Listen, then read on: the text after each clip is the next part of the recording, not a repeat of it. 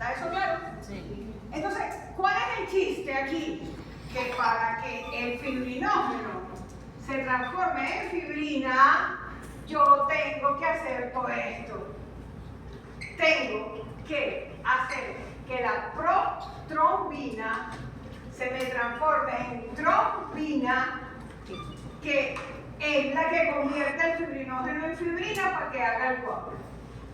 O sea que el secreto es activar a la trombina. Y para activar a la trombina hay dos vías, la vía intrínseca y la vía extrínseca. Las dos confluyen en la vía común, que es la que activa la trombina.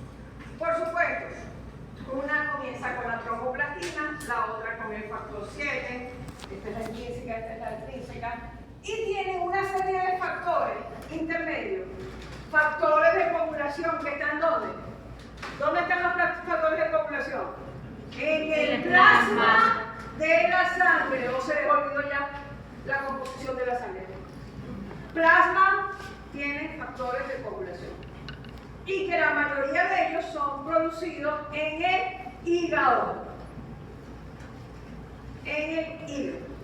Entonces, vía extrínseca, vía intrínseca, vía común. Y finalmente lo que nos interesa es transformar a la protrombina en trombina para que transforme el fibrinógeno en fibrina para que la fibrina estabilice el coágulo. ¿Está eso claro? Sí. Ok, chévere. Sí. Aquí está el resto de la parte donde ¿por qué a una persona empieza a formar coágulos sin haberle pinchado el vaso? Porque el vaso está enfermo.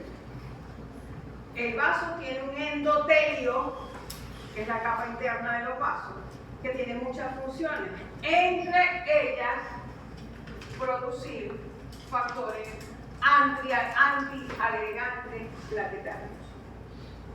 En condiciones normales, nuestra sangre no debe coagularse, no debe formar coágulos. Mientras el endotelio es tromboresistente, o sea, el endotelio por su lisura y por sus cargas negativas tiende, normal, a no favorecer que se le pegue nada al endotelio. Es que es muy fácil que se le peguen cosas al endotelio porque la sangre está llena de soluto y de células. Entonces, esas células que viven chocando con el endotelio, todas las células blancas, rojas, todas chocan con el endotelio, están propensas a quedarse pegadas. Mucho colesterol en sangre se queda pegado al endotelio y va formando las placas ateromatosas.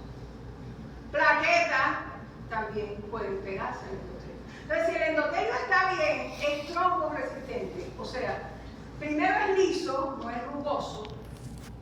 Claro, si es liso, todo lo que choca contra él lo deja correr. En cambio, si es rugoso, algo choca contra él y se queda, ¿verdad? Cuando el endotelio se enferma, se pone rugoso. Y entonces es factible que se forme. También tiene cargas negativas en su interior, que lo que hace es que las células grandes las manda para el centro para que no estén chocando todo el tiempo con el endotelio, al centro de la sangre. Y aparte, tiene la producción de prostaglandinas endoteliales, prostaciclina con acción vasodilatadora y antiagregante. Pero también tiene endotelinas que son vasoconstrictores. O tiene vasodilatadoras o tiene constrictores, tiene las dos. Porque hay un momento en que usted va a necesitar una y hay momentos en que usted va a necesitar la otra.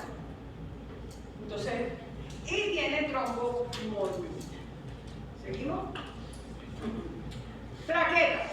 Valor normal de plaquetas lo habíamos dicho, de 150.000 a 350.000. Por debajo de 150.000 se llama trombocitopenia. Plaquetas, trombocitos es plaquetas y penia es sangre. ¿Ok? Es el valor normal.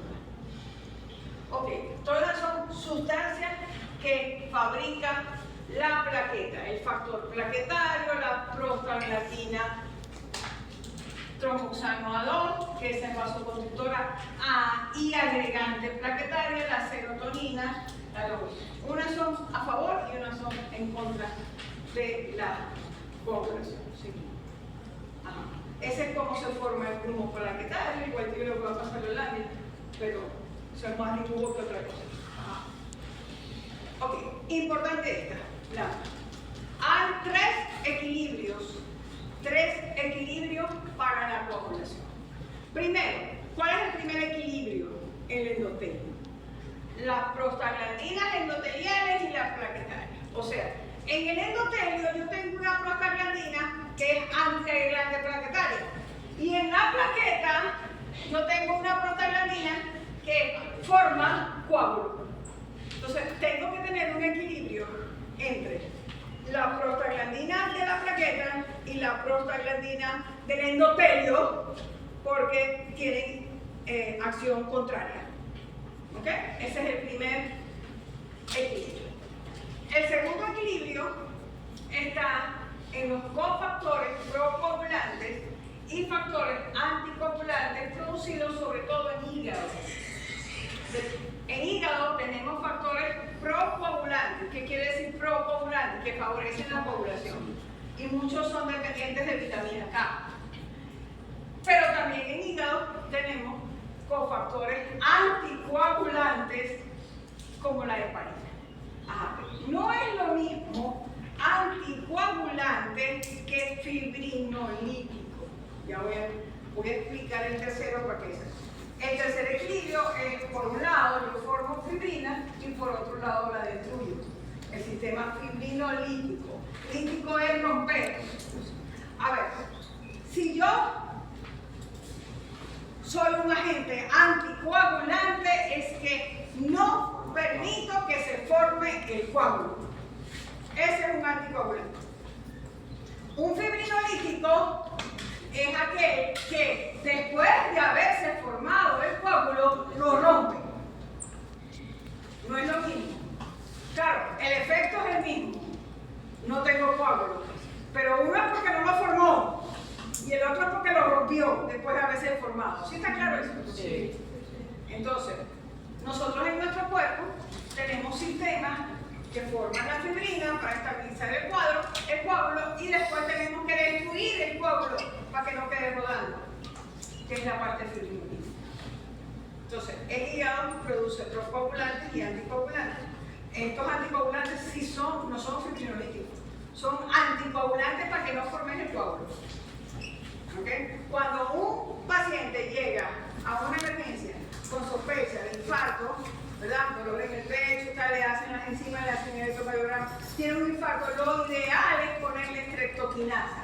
¿Por qué? Porque la streptokinasa es del sistema fibrinolítico. Voy a romper el coágulo que ya debe estar en una coronaria. Porque si el coágulo no estuviera en una coronaria, pero no tuviera la sintomatología que está teniendo el paciente. Entonces, ahí hay que dar anticoagulante, en ese momento no. Puedo dar un anticoagulante para que no se me forme un nuevo coágulo. Pero para romper el coágulo que está tapando el flujo, tengo que dar un fibrinolítico. Todos los pacientes con infarto le dan anticoagulantes, porque si ya formó un coágulo, puede formar otro. Perfectamente.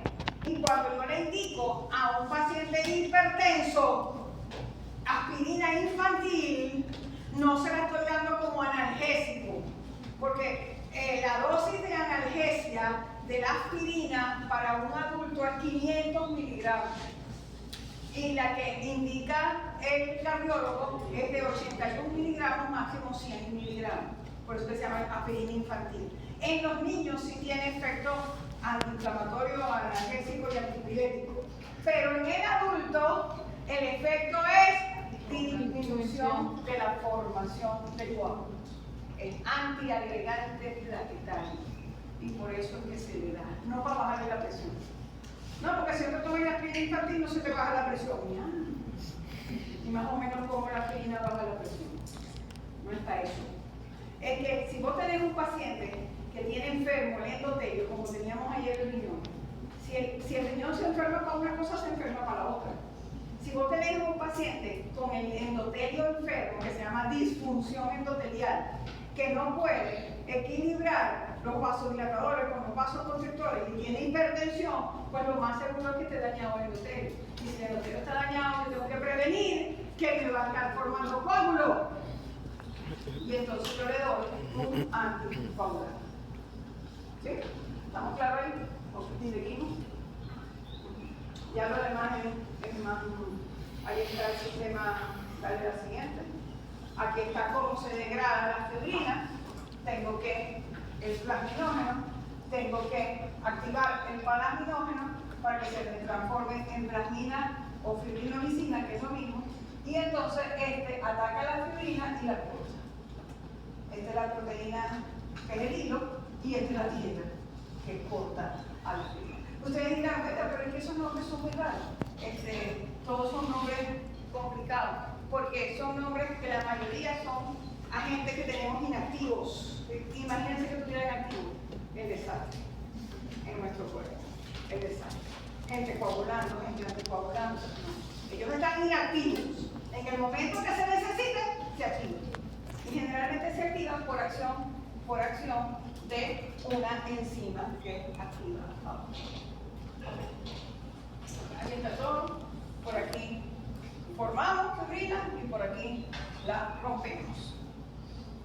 Y ahí están, bueno, factores que modifican la coagulación de la sangre. Fíjense que favorecen la coagulación, las lesiones en el endotelio, superficie rugosa, el veneno de serpiente. Si usted lo muerde, una serpiente, aquí también hay veneno de serpiente. Usted no le va a preguntar a la serpiente, vos sois de las que coaguláis la sangre o de las que ignoráis la sangre, porque igual se va a morir. ¿Cuál es la diferencia? Que todo esto, fíjense, la fiebre, todo esto favorece la coagulación, la formación de coágulos, mientras que todo esto evita la coagulación. Ay, tan chévere, evita la coagulación para que yo no me muera de un coágulo, no, te morís de una hemorragia. Entonces, todo esto da hemorragia y todo esto da hemorragia, pero no está, ¿no? Por supuesto. Entonces, en coagulación no es ni calco ni condón peludo. La sangre tiene que estar fluida para que vaya por los vasos, pero tampoco sin factores de coagulación porque estamos desprovistos. Cualquier accidente, una hemorragia. ¿Qué es lo que hace el dengue hemorrágico, por ejemplo? Que baja el número de plaquetas. Entonces, podéis tener factores de coagulación, pero si no tenéis plaquetas para hacer el flujo, ¿con qué las hacéis? ¿Cómo haces el coágulo sin plaquetas? No podés hacer coágulo. Entonces empiezan las manifestaciones hemorrágicas, que usted no va a ver una herida ahí. No, pero empiezan las petequias, punticos de sangre en la piel. Empiezan a sangrar las encías. Empieza a haber sangre en orina o sangre en heces. Sangre oculta en heces. Puede haber. Entonces, podemos estar sangrando. Si tenemos una úlcera, sangra. Si tenemos, favorece el sangrado. Ya, ¿ok? ¿Estamos claros entonces con coagulación? Sí. Lo que me interesa es que entendamos, hay nombres mínimos que ustedes tienen que aprender. Fibrina tiene que aprender. Trombina tiene que aprender. O sea, nombre, yo no le mando, no, que la doctora dijo que no nos estudiáramos eso. Después cuando se lo pregunten en el examen me van a decir que no, que yo no soy estudiante. Yo no dije que no soy estudiante. Yo dije que no tenemos que aprendernos la vía extrínseca, la vía común, así tan específico como se da en los libros. Tenemos que entender los tres principios, tenemos que entender cuándo podemos estar favoreciendo una coagulación y cuándo no. Nos morimos de las dos cosas, nos morimos de hemorragia, sí. Nos morimos de exceso de coágulos, sí, por supuesto. La peor de todas es la coagulación intramuscular diseminada. Una patología de origen séptico, una bacteria en sangre activa toda la coagulación y se te coagula toda la sangre. La sangre coagulada en tu cuerpo no hace nada, no lleva oxígeno, no lleva nutrientes, no trae productos de desecho, no hace nada. Y por supuesto se para el flujo sanguíneo a todos los órganos coagulación intravascular diseminada. Sin contar que usted se puede morir por un solo coágulo en la pulmonar. Usted se puede morir por un solo coágulo en la cerebral. Ustedes se van usando. No necesitamos tener muchos coágulos, no necesitamos tener una coagulación intravascular diseminada para morir. Nos morimos con un coágulo. Ok, vamos con fisiología cardíaca. Dale la otra. ¿Por qué yo tengo? No, te devolviste. Dale la tercera. Dale la otra. Eso es lo que necesitan. Ahí. ¿Por qué yo tengo que darlo tan rápido por el tiempo? ¿Verdad? Ahora, yo puedo escoger, o se lo doy con una presentación que tengo simple, minimizable de fisiología, o se lo doy con las clases de fisiología. Yo prefiero dárselo rápido con el material de las clases de fisiología que tengo que pasar, dale la otra, esa no, dale la otra. O sea, ¿por qué lo estoy diciendo? No porque no haga falta, sino porque yo tengo que hacer énfasis en lo más importante en este momento, ¿ok? Pero ustedes se quedan con la clase completa. Yo tengo cualquier material de fisiología que ustedes se puedan imaginar, pero ni siquiera se les ocurra pedirme el material simplificado, porque eso habla de lo mediocre que usted quiere ser. Y usted no está aquí en un curso de estética, entonces yo le puedo dar ese material a las personas que van a hacer un curso de estética y decirle lo que hace el riñón y lo que hace el corazón y lo que hace. Pero ustedes no son estudiantes de estética, ustedes son médicos, o sea, ustedes van a un curso, ¿ok? Sí. ¿Estamos claros en eso? Sí. Entonces, cardiovascular se divide didácticamente en dos partes, cardíaco y vascular. Yo necesito un día completo para vascular, así como un día completo para respiratorio. Y para cardíaco, un día y un pedacito. O sea, porque no es normal, de lo grande. Mosca, estoy hablando de verano, porque en el normal, cardíaco como un mes. ¿Por qué es importante que nosotros aprendamos el corazón? Porque es la primera causa de muerte. Y sigue siendo la primera causa de muerte, muerte y mortalidad en el mundo occidental. Entonces no podemos decir nada, que la doctora dijo que las uñas no eran importantes. Esto no son las uñas, estamos hablando del corazón. Seguimos. Lo primero que vamos a entender es para qué tenemos un corazón. Porque a veces nosotros empezamos el puñal sin entender. Y cuando yo quiero aplicar lógica en el examen, se le olvida. ¿Por qué yo tengo que tener un corazón? Porque yo acabo de decir que la sangre siempre tiene que estar en movimiento. ¿Y quién la empuja? El corazón. Si yo no tengo la sangre en movimiento, ¿qué pasa? Ni llevo nutrientes, ni saco basura y la sangre se coagula. La sangre detenida se coagula. ¿Por qué? Porque tiene plaquetas y tiene factores de coagulación. Es por eso que cuando usted va a un viaje, o si usted tiene cobre, y se va a un viaje a Europa, o a China, o a Tokio, y tiene que estar no sé cuánto tiempo sentado en el avión, a ustedes recomiendan pararse, caminar un poquito, ir al baño. O sea, ¿por qué? Porque la sangre es estancada, y cuando usted está parado, está sentado, la sangre, si tiene su movimiento, por supuesto que sube y baja del corazón, pero no es el movimiento que debe tener cuando uno camina. Cuando uno camina, le imprime más velocidad a la sangre, y es importante caminar, porque hay sangre estancada, sangre que se coagula. Entonces después empiezan los trombos en las piernas de sangre coagulada. Entonces, tenemos que tener un órgano que mantenga a la sangre en movimiento. Así nosotros estemos dormidos, así estemos en reposo. La sangre tiene que correr, tiene que estar en movimiento. Y eso es lo que hace el corazón. Y por eso, a nivel funcional, el corazón se llama órgano impulsor, porque es el que impulsa, el que mantiene el movimiento. Pero para mantener un movimiento en unos tubos, y todos sabemos eso porque a todos nos falta el agua en la casa, y todos tenemos que tener un hidroneumático en la casa y un tanque en la casa. Entonces, que yo tengo que poder, no solamente una bomba, que cuando no hay agua que yo la prenda, me envíe agua a los tubos de la casa. Yo tengo que tener en ese mismo aparato un lago que chupe agua cuando viene el agua de la calle o cuando ponen el agua en el edificio, que mantenga lleno ese tanque para después poder usar, porque no podemos vaciar lo que no se ha llenado, ¿sí o no? Sí. Si usted tiene un tanque vacío, prende la bomba, no. Se le quema. ¿Por qué? Porque no hay que sacar.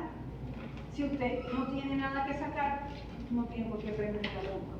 Entonces, tan importante en el cuerpo, o tan importante es la función de bomba del corazón, como la función de recoger la sangre venosa, lo que se conoce como retorno venoso, y volverlo a llevar al corazón para volverlo a sacar. Si yo no recojo, no saco. Entonces, es importante. Órgano impulso. Entonces, del corazón salen los vasos sanguíneos. Los que salen del corazón, y digo salen del corazón porque la dirección de la sangre que llevan es del corazón para afuera, para el resto del cuerpo, son las arterias. Por lo tanto, las arterias, si yo les pregunto, ¿cuál es la función de las arterias? ¿Cómo se llaman? Sistema de distribución. Distribuir la sangre que sale del corazón. ¿Qué es distribuir? Coger la sangre que sale del corazón y mandársela a las diferentes partes. Eso es lo que hacen las arterias. En las arterias no hay intercambio gaseoso, no hay intercambio de nutrientes, no hay esa pared gruesísima. Esos son autopistas por donde van los carros, más nada. Y que se dividen en ramas y ramas y ramas y ramas para poder llegar a todos nuestros órganos. Que la principal arteria que sale de nuestro corazón se llama aorta, y la aorta se subdivide en cualquier cantidad de ramas para dar origen a todo lo que. Ok, resulta que esos vasos van llevando cosas buenas del corazón, productos, nutrientes y oxígeno. Llegan al lecho vascular que se llaman a los órganos. Y en los órganos se da la microcirculación, ¿se acuerdan? Sí. Filtración arriba, absorción abajo. Y en esa filtración de agua, ahí te van aminoácidos, ahí te va glucosa, ahí te van lípidos, ahí te va oxígeno, y recojo productos de desecho, urea, creatinina, CO2, y todo eso me lo traigo por la parte venosa. ¿Ok? Entonces, las arteriolas, que son las arterias más pequeñas, terminan convirtiéndose, transformándose en vasos más pequeños llamados capilares.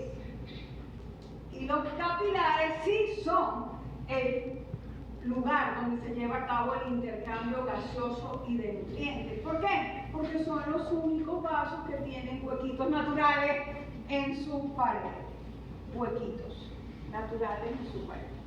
Y que permite, pues, poros se llaman, porosos. Permiten el intercambio. Una vez que se da el intercambio, los vasos empiezan a engrosarse, los que salen de la célula, y empiezan a formar las vénulas, que son las venas más pequeñas. Vénulas confluyen con otras vénulas y forman venas de pequeño calibre que confluyen con otras venas de mediano calibre, y finalmente venas de gran calibre, como son las venas cava superior, la vena cava inferior, que son las venas más grandes. ¿Okay? Pero también, por eso que se llama sistema recolector, porque recogen el producto de la absorción del capilar. Recogen la sangre que la filtración dejó. Muy bien, pero que sabemos que al lado de las venas están los vasos linfáticos, que son parecidos a las venas, y que se llevan el 10%, mientras que las venas se llevan el 90%. ¿Sí se acuerdan de eso? Sí. Perfecto. Entonces, con esta distribución, los vasos sanguíneos se... ¿Cuántos tipos de vasos sanguíneos hay? 4. Arterias, capilares, venas y vasos. Y por supuesto, las arterias salen del corazón, las venas y los linfáticos llegan al corazón. Los capilares están en el interior de todos los tejidos. ¿Está eso claro? Sí. Entonces, ahí está la función de cada uno. Las arterias distribuir, los capilares permitir el intercambio, las venas y los linfáticos recogerse. Aquí está a grandes rasgos lo que es la circulación. Obviamente, hoy nos vamos a enfocar en lo que es el corazón, pero sí sabemos, voy a repasar solamente la dirección de la sangre para que la tengamos clara, ¿verdad? Este es el corazón, ventrículo izquierdo, aurícula izquierda, ventrículo derecho, aurícula derecha. El color, ya saben, rojo, oxigenada, oscuro o azul, la desoxigenada. Entonces, del ventrículo izquierdo sale sangre oxigenada que va tanto para arriba como para abajo, por la aorta, tanto para arriba como para abajo. Esas arterias se convierten en capilares en cada uno de los órganos que irrigan. Y luego de esos lechos vasculares salen las vénulas que se convierten en venas y que terminan en la parte de abajo por la vena cava inferior que cae en la auricular derecha y en la parte de arriba por las venas pulmonares que caen en la auricular derecha. Entonces, ¿por qué yo hago los dos? Una cosa que hay que entender del corazón es que el corazón tiene 4 cámaras, aquí la vemos, ventrículo izquierdo, aurícula izquierda, ventrículo derecho, aurícula derecha, pero el corazón se contrae y se relaja, sístole y diástole, pero no las 4 cámaras juntas. Imagínense que el corazón lleno de sangre, vamos a hacer sístole de las 2 ventrículos y las 2 aurículas completas. Explotó el corazón y se derramó toda la sangre. Porque no puedo contraer a todo el mundo de mi mundo. ¿Qué hace el corazón? En el momento en que los ventrículos, los dos juntos, sí, se contraen, las aurículas se relajan y se llenan de sangre. Porque cuando los ventrículos se contraen es para sacar sangre por el lado izquierdo, por la aorta, y por el lado derecho, por la pulmonar hacia los pulmones. Los 2 ventrículos se contraen al mismo tiempo. Y en ese momento las aurículas se están llenando. Porque vuelvo, ¿quién llena a los ventrículos? La sangre que traen las aurículas. Entonces, si yo ventrículo me contraigo y no permito que las aurículas se llenen, ¿con qué me van a llenar las aurículas a mí? Con nada, entonces no puede ser. O sea, las 2 aurículas se contraen juntas, vacían su contenido en los ventrículos se contraen juntos, llevan la sangre aorta y pulmonar y luego la sangre vuelve a caer en las aurículas, porque caen en las aurículas. Entonces, la sangre que salió del ventrículo izquierdo por la aorta hace todo aquel recorrido y se recupera, el corazón la recupera por la vena cava inferior y por la vena cava inferior en aurícula derecha. Por supuesto, sangre oxigenada, desoxigenada. Esa sangre desoxigenada pasa al ventrículo derecho. Cuando los 2 ventrículos se contraen, esa sangre se va por la pulmonar, pasa al pulmón, se oxigena en el pulmón y se devuelve al corazón por la aurícula izquierda, por las venas pulmonares. ¿Sí? Sí. Entonces, todo lo que salga del corazón se llama arteria. O sea, cuando ustedes ven las flechas que salen del corazón, se llaman arterias. Y todo lo que lleva sangre al corazón se llama vena. Nosotros nos hemos aprendido que las arterias llevan sangre oxigenada y con nutrientes, y las venas llevan sangre desoxigenada y sin nutrientes, a excepción de 2 que están en el corazón. Porque la arteria pulmonar se llama arteria porque lleva sangre del ventrículo derecho a los 2 pulmones, pero el contenido es desoxigenado, ¿sí o no? Sí. Es el que trae ya después del intercambio. Entonces, la única arteria con contenido desoxigenado es la arteria pulmonar. Y las únicas venas que se llaman venas porque traen sangre para el corazón y que deberían tener sangre desoxigenada y tienen sangre oxigenada son las que vienen del pulmón justamente, que traen sangre oxigenada a la aurícula izquierda que después pasa al ventrículo. ¿Por qué? Porque el pulmón es el encargado de oxigenar a la sangre, quitarle el CO2 y ponerle oxígeno. ¿Ok? Oxigenadas son las venas pulmonares. ¿Ok? ¿Sí entendemos eso? Sí. Estas medias sospechosas. Para saber cómo funciona un órgano, nosotros tenemos que irnos a histología y decir ya va. ¿Cuáles son los tipos de tejidos que tiene ese órgano? Porque yo me aprendí en histología que cada tejido tiene una función. Y si un órgano está formado por varios tejidos, tiene que tener la función de ese tejido.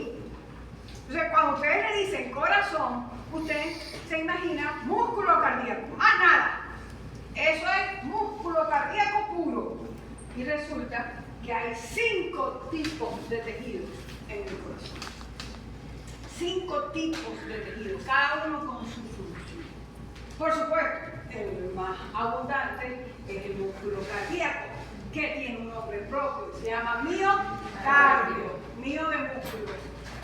El músculo del corazón, miocardio, que nos aprendimos que era un músculo involuntario, pero que tenía características de liso y de estriado. Tiene sarcómera, es estriado, tiene discos intercalares, funciona como un sinsitio, o sea, todas sus fibras funcionan al mismo tiempo, las de vulvar. De manera que ese es el miocardio. Como músculo que es un tejido externo. Como músculo que es, lo único que hace es contraerse y relajarse. ¿Qué otra cosa pueden hacer los músculos? Contraerse y relajarse. Los músculos no hacen filtración, reabsorción, no sé qué, no. Los músculos solamente se contraen y se relajan. En el corazón la contracción se llama sístole. En la relajación se llama diástole. ¿Ok? Ajá, pero ese músculo se inserta en algún lugar, porque el músculo esquelético que nosotros tenemos, que por cierto, cualquier cantidad me puso en los músculos del autónomo, el esquelético, me encantó, el músculo esquelético en el autónomo, buenísimo, el músculo esquelético en el autónomo. O sea, el corazón no tiene hueso, nuestros músculos esqueléticos se insertan en nuestros huesos.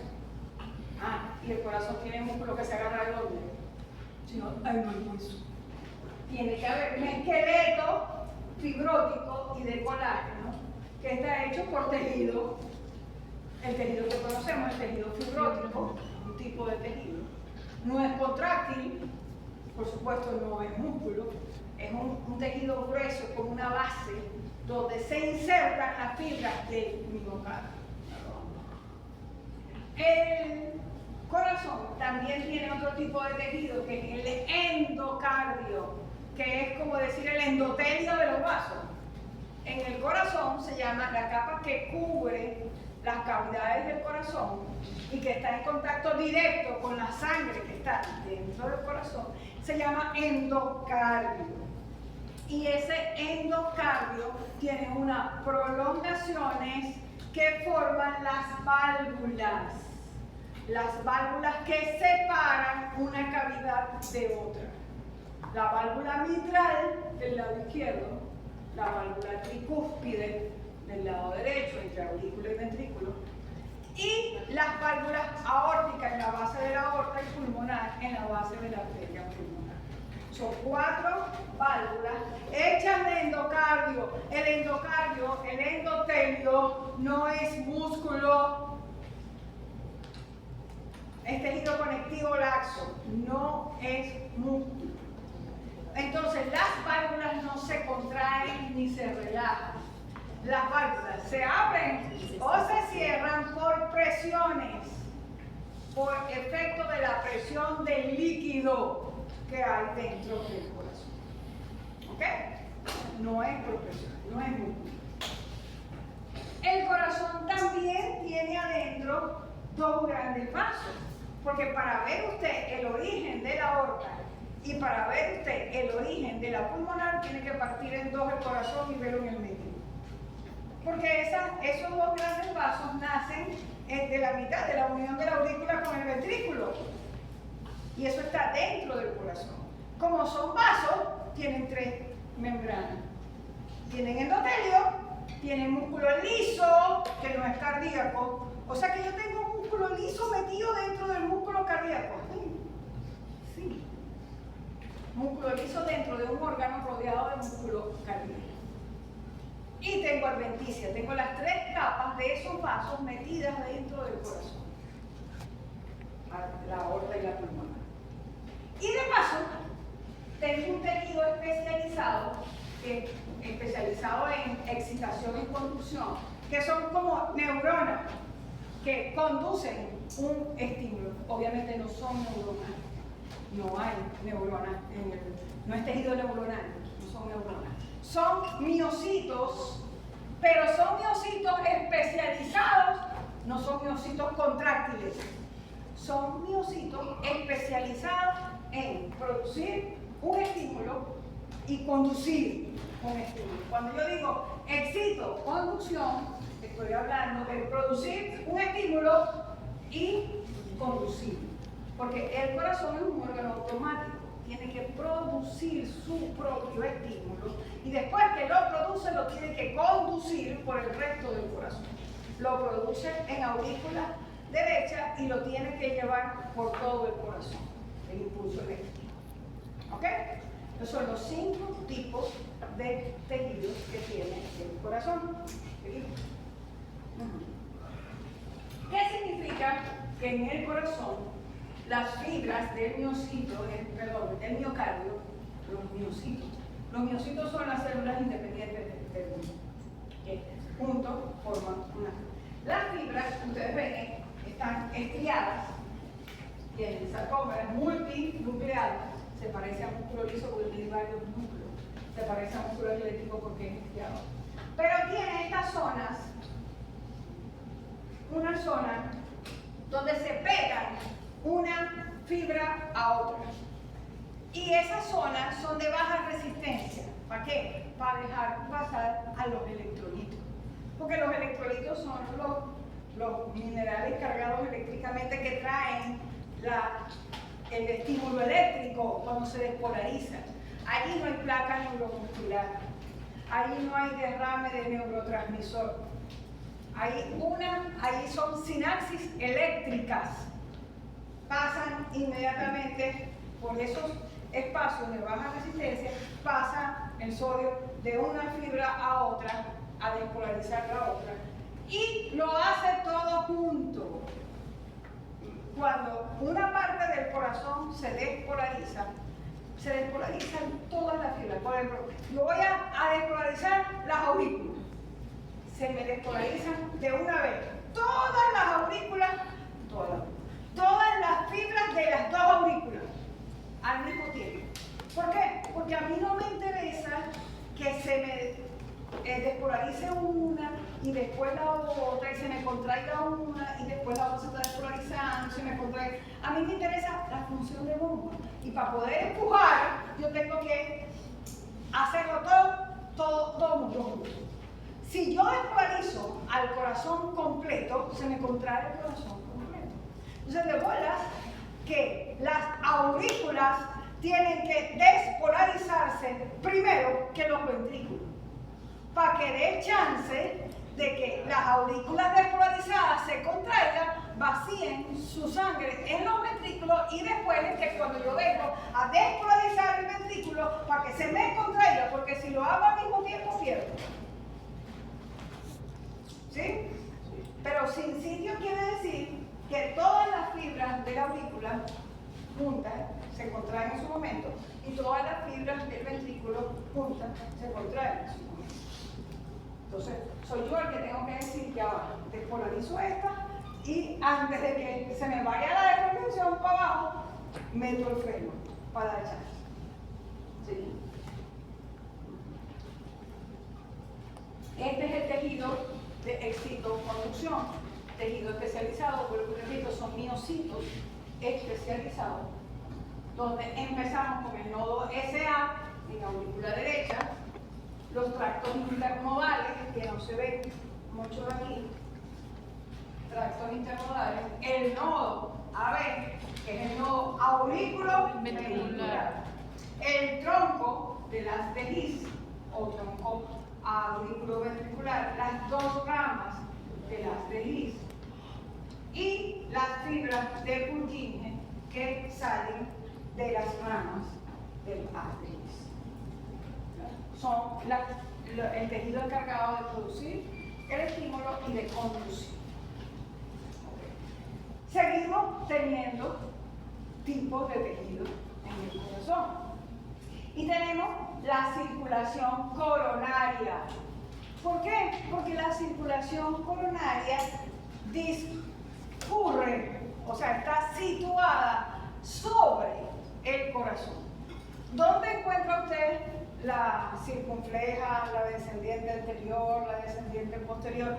Sobre el corazón.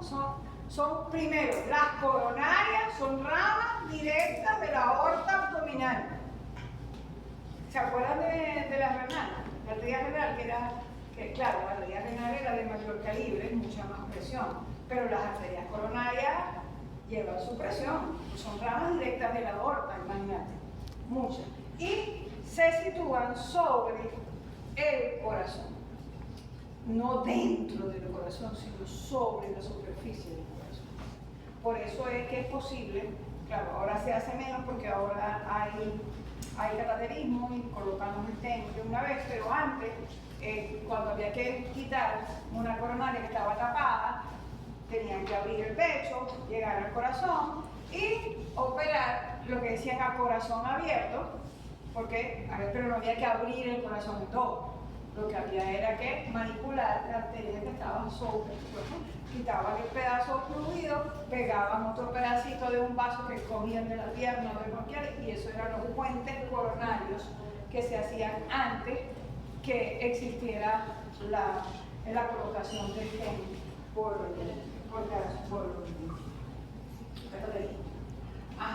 el corazón también tiene una membrana que lo recubre, que se llama pericardio, que tiene una hoja visceral y una hoja parietal, que tiene una pequeña cantidad de líquido lubricante en su interior, y que cuando hay acumulación de líquido en el espacio pericárdico se llama derrame pericárdico. ¿Cuál es el problema del derrame pericárdico? Que no deja al corazón hacer sístole y diástole, entonces el corazón se para, aprieta el corazón. El epicardio es una membrana mucho más por fuera que envuelve al corazón. El endocardio es la membrana interna, donde dijimos que salían las válvulas, y por supuesto la inervación cardíaca, que para que se aprendió el simpático y el parasimpático en el corazón tiene su efecto. El simpático aumenta la frecuencia cardíaca, aumenta la velocidad de construcción y aumenta la fuerza de contracción, mientras que el parasimpático disminuye la frecuencia cardíaca, disminuye la velocidad de construcción y disminuye la fuerza de contracción. O sea que tienen que llegar a él las fibras simpáticas y parasimpáticas para hacer las dos cosas dependiendo de lo que se necesite en el mundo. Vamos a ver eso en dibujo. Ahí está en el esquema de la circulación coronaria, que es la parte de la anatomía. Así se ven las coronarias sobre el corazón y así se ven las coronarias en un cateterismo.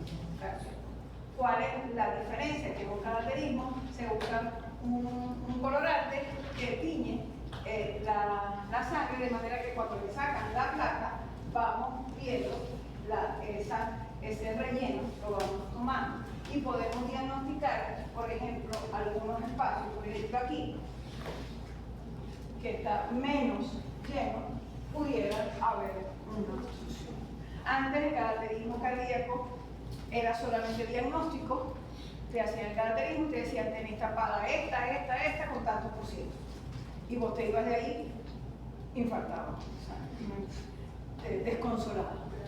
Ahora, gracias a Dios, en el mismo cateterismo por el mismo catéter se puede meter un stent, que es un stent, una malla que yo coloco donde está la obstrucción, la malla, la meto cerrada, la abro y la malla empuja cualquier ateroma que esté pegado en el endotelio y restituye el flujo sanguíneo a esa parte del corazón.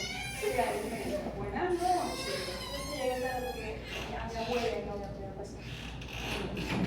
¿Ok? Entonces, ¿qué es lo que tenemos la tecnología? Sí. Lo que no tenemos es poder. Cada stent está en el orden de los 1.200. Y hay gente que tiene que ponerse 2 y 3 stents. Y el procedimiento sale como en $6.000. O sea, una colocación de stent, desde 2 o 3 stents está cerca de los $10.000. Más nada. Y por eso ustedes ven tanto GoFundMe y tanta recolección, porque la gente aquí cómo va a pagar el dinero. Se empieza a depender de la gente de afuera que gana en dólares y lo puede. Entonces yo le hicieron una y le salían $1.500 la operación. Pero sin el stent. Con el tiempo. Con el stent eso está regalado. En el delta. Pero ahí hay algo. Quizás le donaron los stents o algo. En el de clonación, no hay donativo. En el programa de donativo. Estos son los nervios cardíacos, los nervios del autónomo. Fíjense, los simpáticos, de lado y lado, de la cadena ganglionar de ambos lados, le llegan al corazón, y los parasimpáticos le llegan por el nervio vago, por el neomugástico, por el piso, le llegan al corazón. Tanto simpático como parasimpático para hacer lo que nos convenga en un momento dado. Ahí está la otra figura del mismo. Ok. Vamos a entrar ahora en lo que son las 5 propiedades que tienen los tejidos cardíacos o el corazón. Cuando yo digo propiedades, es cosas que usted es capaz de hacer. Usted tiene la propiedad de salir bien en el examen. Porque si usted estudia, usted tiene la capacidad de salir bien en el examen. Esa es su propiedad, su capacidad. Entonces, el corazón tiene 5 propiedades o 5 capacidades. Que yo me ponía las manos en la cabeza en estos días, cuando yo le hablé de inotropismo, y nadie sabía que eso era contractividad. No sé por qué. Porque esto lo dan todos los profesores que dan cardíaco, dan esto. Lo primero que usted tiene que aprender son los nombres. Porque como le hemos dicho, el médico tiene un lenguaje propio. ¿Y por qué el médico no dice contracción, sino inotropismo? Porque le da la gana. Porque se llama inotropismo. Porque en el lenguaje médico se llama inotropismo. Y no es que usted se lo quiera aprender o no, entonces no sea médico. Es que se lo tiene que aprender. Entonces, a veces los nombres son raros, a veces los que cojan nombres conocidos. Pon un niño y le ponen inotropismo, Rafael. La primera propiedad que tiene el corazón es el batmotropismo. No tiene que ver con Batman. El batmotropismo es la capacidad que tiene el corazón de ser excitable. Lo estaré adivinando.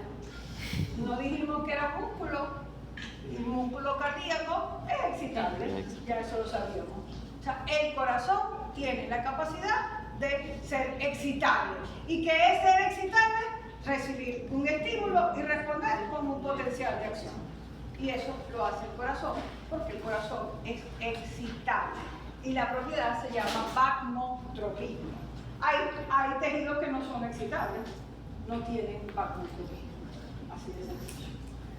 El segundo, el corazón es automático. O sea que no solamente responde a un estímulo, sino que genera su propio estímulo. Tiene que ser con él el corazón. No espera que nadie la excite, sino que ella produce su propio estímulo. es automático. ¿Es el único órgano automático? No.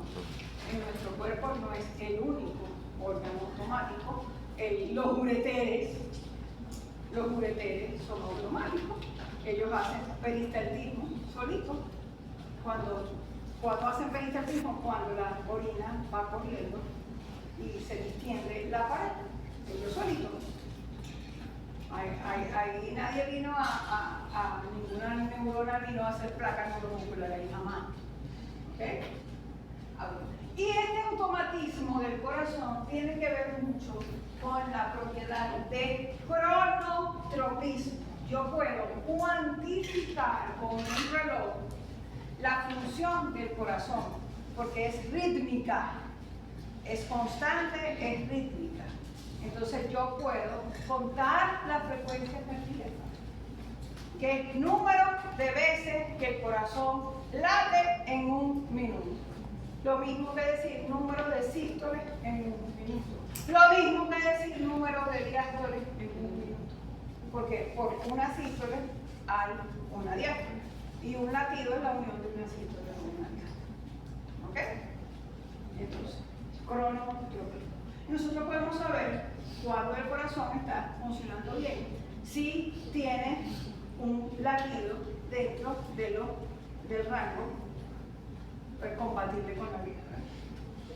Otra propiedad que tiene el corazón es dromotropismo, no tiene que ver nada con dromedario.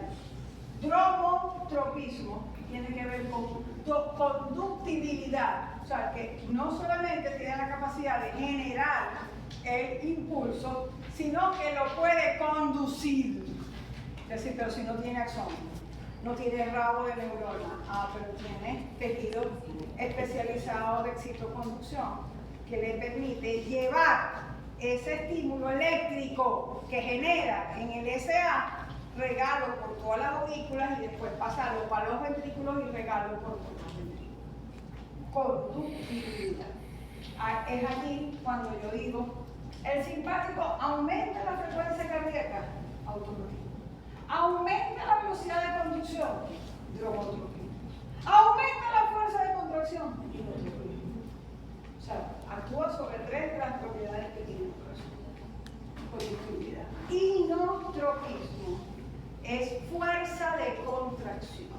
Ya dijimos que la mayor parte del tejido del corazón es miocardio, el miocardio se contrae, entonces hay una fuerza de contracción. Entonces yo puedo aplicarle a usted una sustancia que le aumente la fuerza de contracción, Effontil, por ejemplo. Yo sé que no han visto el fármaco. Y el Effontil casi no se usa ahorita. Pero se usaba antes mucho, sobre todo a las mujeres embarazadas, que se la pasaba con la presión baja, para aumentarles un poquito la frecuencia le daban Effontil. Es un inotrópico positivo. ¿Por qué? Porque aumenta la fuerza de contracción. ¿Para qué? Para que saque más líquido del normal. Pero también puedo darle a usted una medicina, por ejemplo, un digitálico, que es un inotrópico negativo. ¿Qué quiere decir? Que le disminuye la fuerza de contracción para que usted saque lo mínimo que tiene que sacar. ¿Dónde le doy eso? A un paciente infartado, por ejemplo, para no estarle agotando su pedacito de corazón que le queda. Vamos a mantenerlo vivo, pero con lo mínimo, para que no se esfuerce, para que ese corazón ya lastimado dure un poquito más. Entonces le doy un inotrópico negativo y lo mantengo en el mínimo. O sea, le bajo la fuerza de contracción. Por supuesto, al bajar la fuerza de contracción, baja un poquito el volumen sistólico, pero no me lo enferma, me lo deja vivir. Y la quinta es la electroproducción, porque cada vez que hay movimientos iónicos, y acabamos de decir que en el miocardio hay movimiento iónico por todos los desmosomas, por todos los espacios, hay una producción de electricidad. Tan cierto es que usted en la piel puede recoger la electricidad generada en el corazón. Y usted decir, así, va a meter el cable en el corazón. No. ¿Por qué en la piel? Porque somos agua, porque no hay mejor conductor de electricidad que el agua. De manera que usted le pone unos electrodos en la piel con un poquito de gel electroconductor y le leen en una máquina, en una computadora, la electricidad que su corazón está generando, la electroproducción. Por eso cuando usted le dice al novio, es que yo te quiero con el corazón, usted es médico, tiene que decirle, mi corazón está despolarizado. Si quiere, hazme un electrocardiograma para que veas todas las ondas de amor que salen de mi corazón. Qué romántico. ¿Ok? Por supuesto, un corazón muerto no hace nada de eso. Todas esas son propiedades que el corazón tiene. A lo que usted se muere, se perdió el inotropismo, se perdió la electroproducción, se perdió todo. Dios falleció. Vamos a empezar a ver un poquito en detalle cada una de estas 5 propiedades. Eso se llama fisiología cardíaca. Descomponer ahora esas 5. Hoy vamos a descomponer la más larga, que es la primera. Mañana vemos automatismo, conductibilidad, inotropismo y electroproducción. Hoy nos vamos a quedar con magnotropismo, que es la capacidad de excitarse.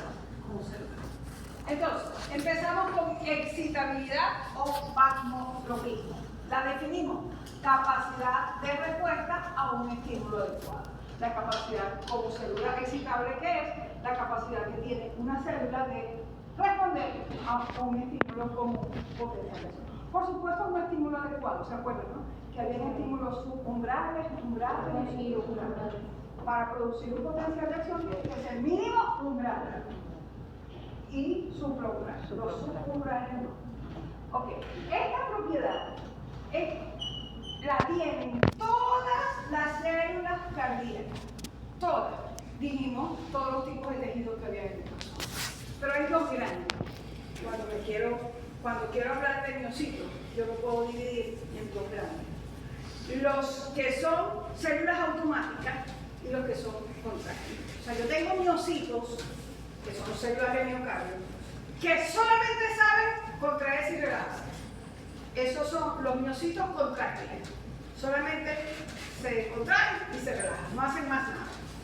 Pero tengo un miocito especializado en excitoconducción, que son automáticos y que también son miocitos.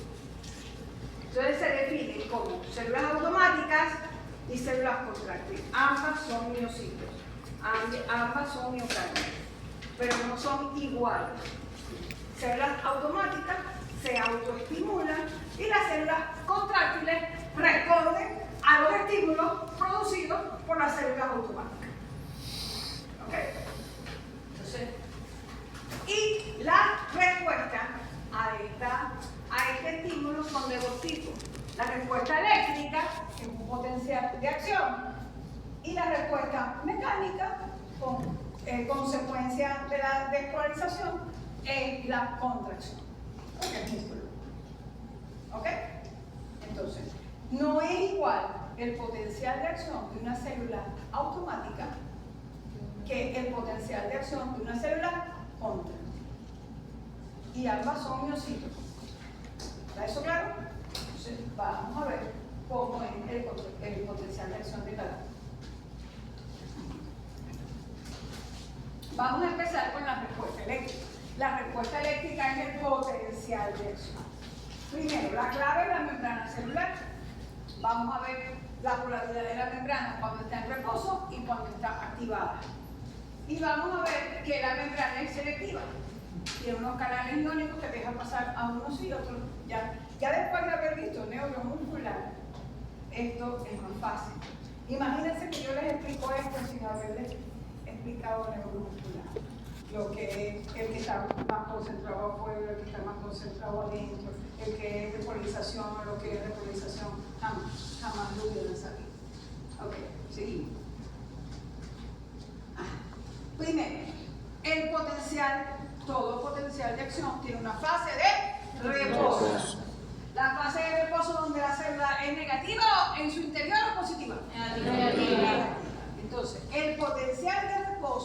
también llamado transmembrana diastólico. ¿Por qué es diastólico?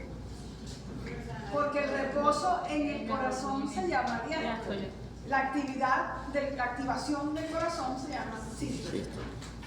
Entonces, en el miocardio contráctil es de menos 85 a menos 90 milivoltios. En la fibra de Purkinje es de menos 90 a menos 100 milivoltios. Y en las células nodales de los nodos SA y nodo B, de menos 65 a menos 60 milivoltios. Todos son potencial de reposo, todos son negativos, pero unos son más negativos que los otros. O sea, de una vez, los que son más negativos cuestan más llevarlos para positivos que los que son menos negativos. Se supone, de menos 90 a más 50 hay que darle. En cambio, de menos 65 a más 50 es menos distancia. Okay. El potencial umbral siempre es de 15 a 30 milivoltios por encima del potencial de reposo. ¿Por qué es importante el potencial umbral? Porque ahí es cuando se me abren los canales. Y ahí es cuando entra sodio. Eso es el potencial de acción. ¿Lo vemos? Ahí está. Esta figura que se la voy a pasar y que se la voy a preguntar. No, sí, ahora voy a decirlo así. A ver si es que, porque me pasó con neuromuscular, yo juré que placa neuromuscular todo el mundo le iba a tener buena y me llevé mi sorpresa con 2 o 3 personas que ni siquiera la respondieron. O sea, como para matar. Este es el potencial de acción de una célula contráctil, automática, nodal, que es. Fíjense dónde empieza. Menos 90. Eso es Purkinje. Purkinje o contráctil. Pero eso no es una célula automática. Jamás. Nunca. Ese no es una célula que genera su propio estímulo. Es una célula que responde a un estímulo que le llega. ¿Ok? Menos 90. Igual que en las células todas, en estado de reposo, y esto es voltaje de reposo. ¿Voltaje por qué? Porque esto es milivoltios, esto es electricidad y esto es tiempo. Entonces cuando yo pregunto en el examen BR, me dice volumen de reposo. Volumen. ¿Usted está viendo ahí un volumen? ¿Volumen de qué? ¿De agua? ¿De sangre? ¿De qué es volumen? Porque yo ahí no veo ningún volumen. Voltaje. Pero que como es con B. Bueno, póngale Venezuela. Venezuela resistente. Voltaje de reposo. Menos 90. ¿Qué hay en una célula excitable cuando está en reposo? ¿Cuáles están los canales que están abiertos de escape? ¿Son de qué? De potasio. O sea, hay una alta conductancia. ¿Qué es conductancia? ¿Qué es conductancia? Sí, porque en inglés se dice gate, de puerta. Conductancia. Alta conductancia al potasio. Si hay una alta conductancia al potasio y el potasio está más concentrado adentro que afuera, los canales de escape se van a salir el potasio. Y esa salida de potasio es la que implica que el potencial sea negativo. ¿Eso lo sabíamos o no? Sí. Entonces, cuando yo les pregunto, ¿cuál es el movimiento iónico que se da en reposo? La doctora nos quiere matar. Salida de potasio por los canales de escape, más nada. O sea, sí se lo sabe, pero no sabe cómo se llama. Ok, el potencial. De pronto, cuando recibe el estímulo, esta célula cambia su polaridad y de menos 90 va para arriba. Menos negativa, menos negativa, menos negativa, menos negativa, llegó a 0 y siguió, y llegó a más 30, era a más 50 en el músculo esquelético. El corazón llega a más 30. Entonces, ¿qué pasó ahí? Se cambió la polaridad, ya no es negativa, ahora es positiva, más 30. ¿Qué pasó ahí? Que se abrieron los canales de sodio, aumenta la conductancia del sodio, el sodio mucho más concentrado afuera que adentro, se mete con sus cargas positivas y positiviza la célula. Aparte de eso, de que se mete mucho sodio, se disminuye la salida de potasio, disminuye la conductancia del potasio. Entonces, prácticamente queda solo el sodio, disminuye la salida de potasio. Entonces, imagínate, no sale potasio y entra sodio, me pongo positiva, por supuesto. Esta fase, denominada fase 0, se llama despolarización. Y empieza, despolarización temprana. ¿Sí? ¿Y dónde está la también? Hay una sola despolarización. Una sola, ella sola solita, en un solo momento. Se abrieron los canales de sodio, se cerraron los canales de sodio. Y entró el sodio. Punto. Una sola despolarización. Que se llama fase 0 o despolarización. Así se llama. Después de la despolarización, la célula tiene que repolarizarse. Y ella empieza muy decentemente a repolarizarse.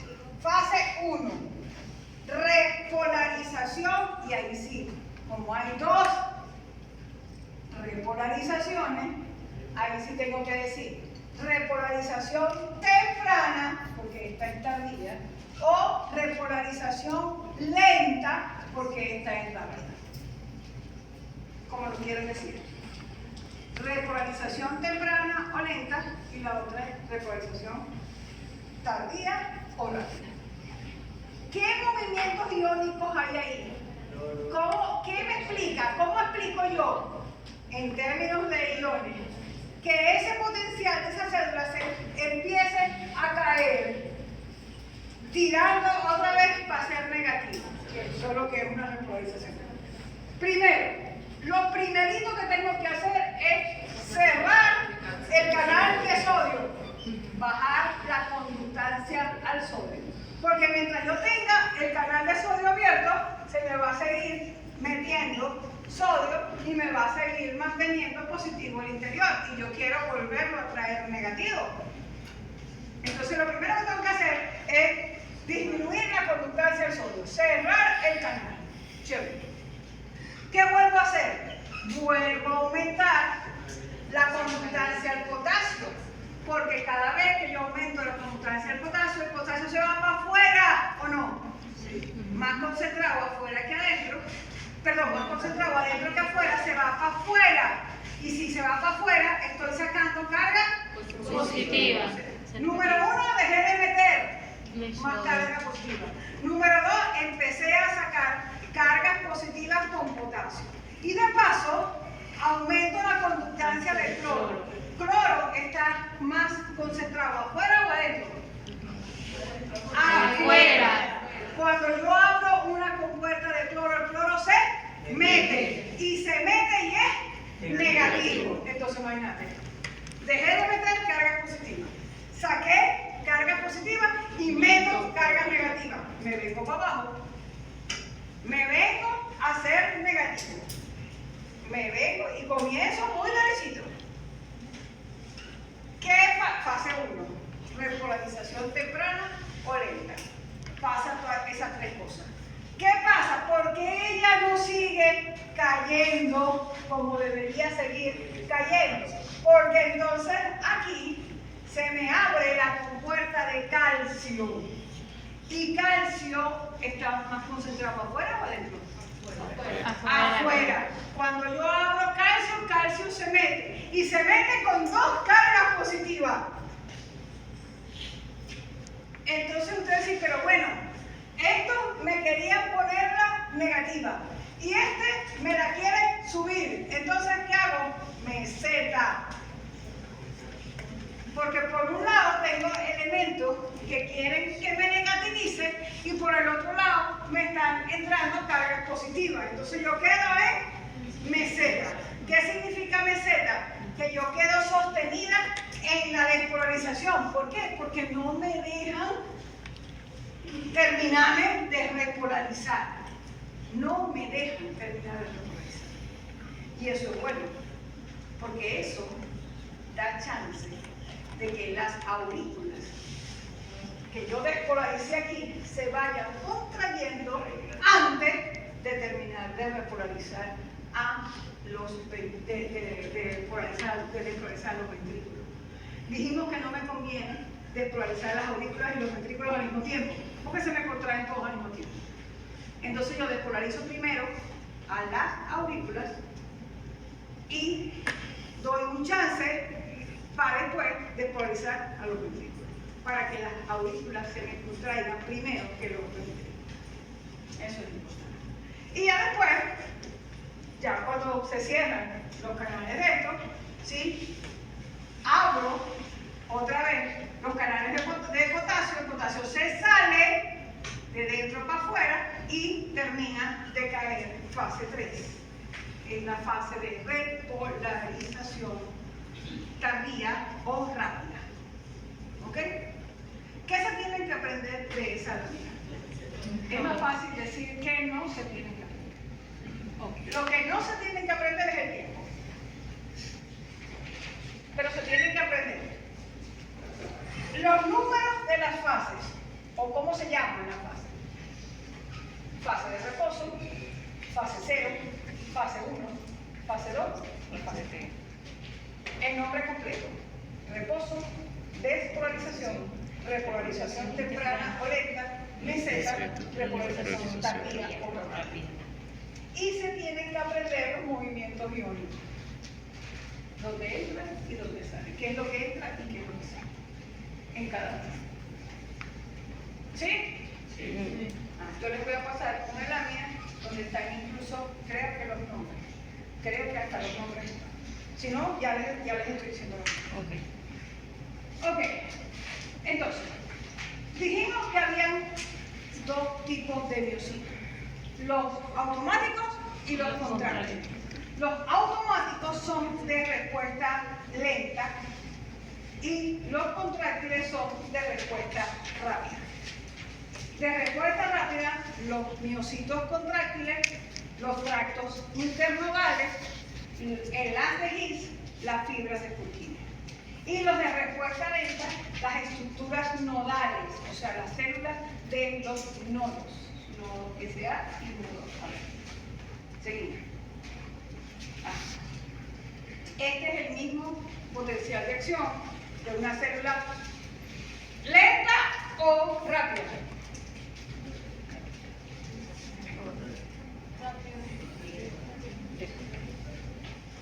Vete para atrás. Primero, ¿qué dijimos que era esta célula? Contráctile O Purkinje. Sí. Volvete la otra. No, la otra. Miocardio contráctil o Purkinje. Rápida. Wow. Rápida. Esta es una célula de respuesta rápida. Ya dijimos cómo era el potencial de acción. ¿Qué es lo que me falta decir? El periodo refractario absoluto y el periodo refractario relativo. Ya yo expliqué lo que es un periodo refractario, ¿verdad? En el músculo esquelético. Aquí, periodo refractario absoluto, donde la célula no responde a ningún estímulo porque ya ha respondido y está despolarizada, es la fase 0, la fase 1 y la fase 2. Y el periodo refractario relativo es la fase 3.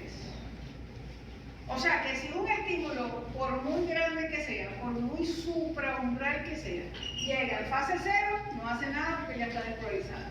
Llega en fase 1, no hace nada. Llega en fase 2, está sostenida en el enamoramiento.